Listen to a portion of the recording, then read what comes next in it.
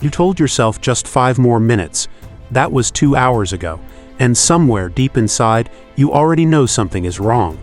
Not with your willpower, not with your discipline, with your brain itself. What if I told you that the apps sitting on your phone right now were specifically engineered by teams of neuroscientists and behavioral psychologists to hack the very reward system in your brain? Not accidentally, not as a side effect, intentionally, deliberately, and almost perfectly. By the end of this video, you're going to understand exactly what is happening inside your mind every single time you open Instagram, TikTok, Twitter, or YouTube. And once you see it, you will never be able to unsee it. Stay with me. In 1954, neuroscientist James Olds accidentally discovered something that would change human history. He was running experiments on rats, implanting electrodes into different regions of their brains. He made a mistake and placed one electrode in the wrong spot. The nucleus accumbens, the brain's pleasure and reward center. When the rat pressed a lever, it received a tiny electrical stimulation directly to that region. And the rat never stopped pressing. It ignored food. It ignored water. It pressed the lever over 7,000 times per hour until it physically could not move anymore. That region of the brain is where dopamine lives. And that is exactly where social media has planted its electrode inside you. Dopamine is not the pleasure chemical. Most people get this wrong. Dopamine is the anticipation chemical. It surges not when you receive a reward but when you expect one might be coming. It is the feeling of maybe, the possibility, the slot machine principle. And this is the single most important thing you need to understand about why you cannot put your phone down. Every time you pull down to refresh your feed, your brain experiences a dopamine spike identical to pulling the lever on a slot machine. You do not know what you will find. It might be something amazing. It might be nothing. That uncertainty is the addiction. The randomness is the trap. And the engineers who built these platforms know this better than most psychologists. Your brain was not built for this. For 200,000 years, human brains evolved to pay intense attention to anything novel, anything social, and anything potentially threatening. Because in the wild, missing a social cue or ignoring a movement in the bushes could mean death, your brain is hardwired to look up every time something moves, to check every notification, to scan for social feedback. These platforms exploit every single one of those ancient instincts simultaneously, and on an infinite loop. In 2004, the average human attention span was 12 seconds. By 2015, it had dropped to 8 seconds. A goldfish holds attention for 9. We are now officially below a goldfish. But here is the part no one talks about. This is not a generation problem. This is not young people being lazy. Brain imaging studies from Harvard Medical School show measurable structural changes in the prefrontal cortex of heavy social media users. The same region responsible for focus, decision-making, impulse control, and long-term planning.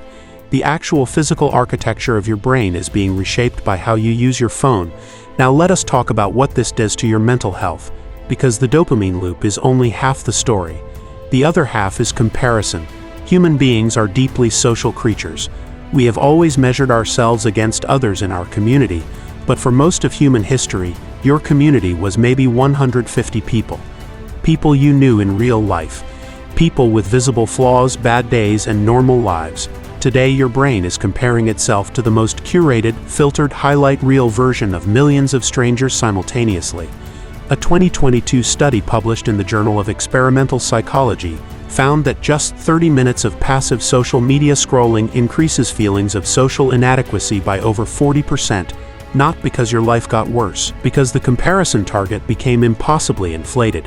But the most sinister mechanism of all is the algorithm. Every platform runs on one core metric: time on platform, not your happiness, not your well-being, not your mental health, how long you stay. And the algorithm has discovered something disturbing about human psychology. We engage most with content that triggers strong emotional responses, specifically outrage, fear, and tribal identity. Not joy, not inspiration, not education. Outrage. Because outrage keeps you scrolling, commenting, and reacting. It is not a bug, it is a feature. The algorithm is not showing you what is good for you. It is showing you what makes you feel most activated, most reactive, and most chemically dependent on the next hit. So what do you do with this information? Because awareness without action is just sophisticated suffering. First, understand that this is not about quitting social media entirely. It is about reclaiming your brain's steering wheel. Neuroscience shows that the brain retains neuroplasticity throughout life. The same brain that was rewired by the algorithm can be rewired back by intentional behavior. Studies from the University of Pennsylvania show that limiting social media to 30 minutes per day for just 3 weeks significantly reduces loneliness, depression, and anxiety, even in people who did not feel addicted to begin with. Second, replace the dopamine loop with intention. Every time you feel the urge to scroll, pause for 7 seconds. That pause is not nothing. In those 7 seconds, your prefrontal cortex can re-engage and give you back your choice. It is the same reason casinos remove clocks and windows. Because time awareness breaks the spell. Third, audit your feed ruthlessly. Every account that leaves you feeling worse about yourself after viewing it is not entertainment. It is psychological erosion. Unfollow it, not because you are weak, because you are smart enough to control your inputs. The most radical act you can perform in the modern world is to protect your own attention. In an economy designed to harvest it, in a system built to fragment it, choosing where your focus lands is the single greatest power you have. Your attention is not just your time, it is your identity. It is your thinking. It is the raw material of every decision, relationship, and dream you will ever have. Social media is not rewiring your brain by accident, but reclaiming it is entirely within your power. The question is not whether you can. The question is whether you will decide to. Right now, today, if this video made something click for you, share it with one person who needs to hear it. Because the most powerful thing you can do with an insight is pass it on. And if you want to keep understanding the invisible forces shaping your mind, your habits, and your life, subscribe, because there is so much more coming that will change the way you see everything.